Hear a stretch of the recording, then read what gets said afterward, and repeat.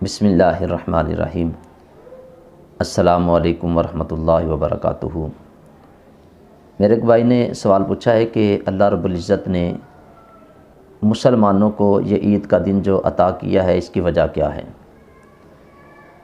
تو علماء نے اس کی مختلف توجیحات بیان کی ہیں، مختلف اس کی وجہ بیان کی ہیں، جن میں سے ایک دو باتیں میں آپ کے سامنے عرض کرتا ہوں۔ علماء نے لکھا ہے کہ اللہ رب العزت نے مسلمانوں کے اوپر روزے فرض کیے۔ اب مسلمان اللہ رب العزت کی رضا کے لیے صبح سے شام تک کچھ نہیں کھاتے، کچھ نہیں پیتے، سب کچھ اللہ رب العزت کی رضا کے لیے وہ ترک کر دیتے ہیں، چھوڑ دیتے ہیں۔ تو جب بندے اللہ کی رضا کے لیے روزہ پورا کرتے ہیں تو اللہ رب العزت نے ان کے انعام کے طور پر، ان کی مزدوری کے طور پر ان کو عید الفطر کا جو دن ہے وہ عطا کیا کہ تم نے میری رضا کے لیے روزے رکھے ہیں تو تمہیں یہ عید کا دن دیتا ہوں، یہ خوشی کا دن تمہیں مبارک ہو۔ اور پھر جب ماہ رمضان مبارک کی آخری رات آتی ہے، اس کو لیلۃ الجائزہ کہتے ہیں، یعنی انعام ملنے کی رات، عیدی ملنے کی رات، مزدوری ملنے کی رات۔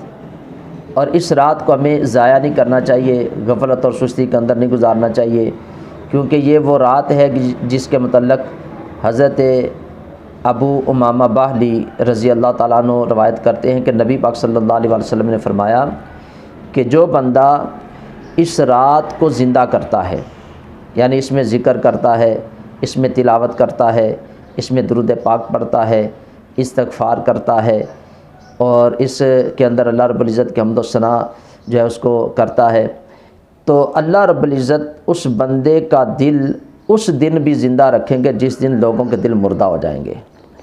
یعنی قیامت والے دن جس دن لوگوں کے دل مردہ ہو جائیں گے تو یہ بندہ جو اس رات کو زندہ کرنے والا ہے، اللہ اس دن بھی اس کا دل زندہ رکھے گا۔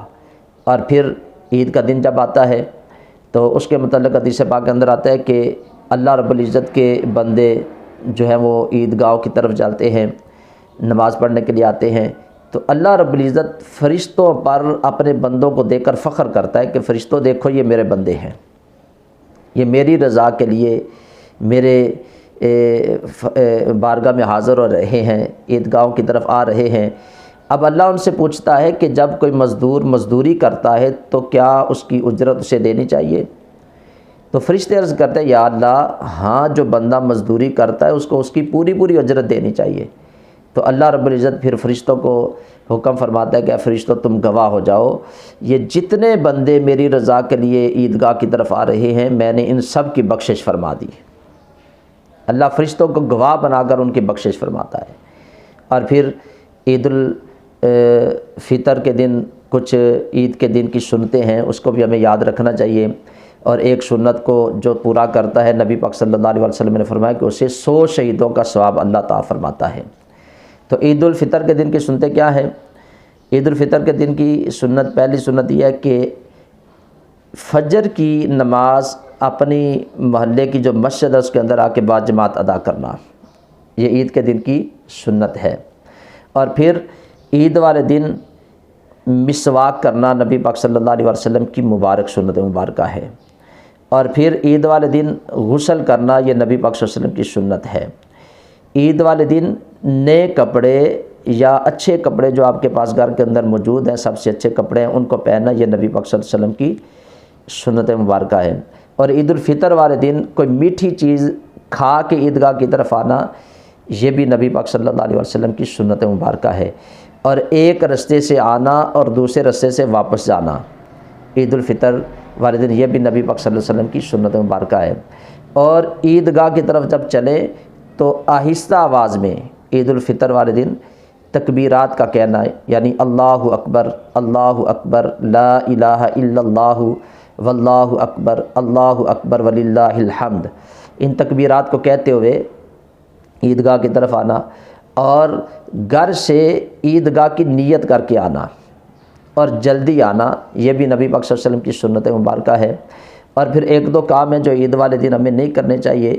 اکثر لوگوں کی عادت ہوتی ہے کہ جب وہ مسجد میں آتے ہیں تو 2 نفل پڑھتے ہیں، تو جب آپ عیدگاہ کی طرف آئیں تو عیدگاہ میں نفل پڑھنا ان سے منع کیا گیا ہے کہ آپ نے عید کی نماز سے پہلے کوئی نفل نہیں پڑھنا۔ عید والے دن روزہ رکھنے سے منع کیا گیا ہے، آپ عید والے دن روزہ نہیں رکھ سکتے۔ تو یہ چند ایک سنتیں تھی، اور اس عید کی جو جزا تھی لیلۃ الجائزہ ہے، جو اللہ رب العزت نے انعام کی رات رکھی ہے، تو ہمیں ان وقتوں کو اچھے طریقے سے گزارنا چاہیے، نہ کہ ہم شیطان کو خوش کرنے والے کام کریں، شیطان کو راضی کرنے والے کام کریں۔ نہیں، ہم نے اللہ کو راضی کرنا ہے، اس کے پیارے رسول کو راضی کرنا ہے۔ جب ہم سنتے ادا کریں گے تو یہ نبی پاک صلی اللہ علیہ وسلم کی رضا حاصل کرنے کا ذریعہ ہے۔ جب اللہ کا ذکر کریں گے تو یہ اللہ کی رضا حاصل کرنے کا ذریعہ ہے، اور جب ہم اللہ اور اس کے رسول کے حکم کے خلاف کام کریں گے تو پھر شیطان ظاہر سی بات ہے کہ ہم اس کو خوش کر رہے ہیں۔ تو بندہ مومن کا یہ شیوا ہے کہ وہ اللہ کی رضا حاصل کرنا چاہتا ہے، وہ رسول اللہ صلی اللہ علیہ وسلم کی رضا کو حاصل کرنے کی کوشش کرتا ہے۔ تو یہ چند ایک باتیں تھیں جو ضروری باتیں اس دن اور رات کے حوالے سے ہیں۔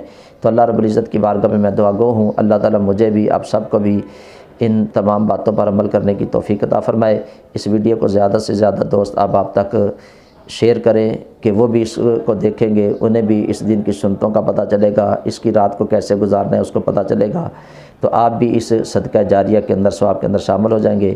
اللہ تعالیٰ ہم سب کا حامی ناصر ہو۔ السلام علیکم ورحمۃ اللہ وبرکاتہ۔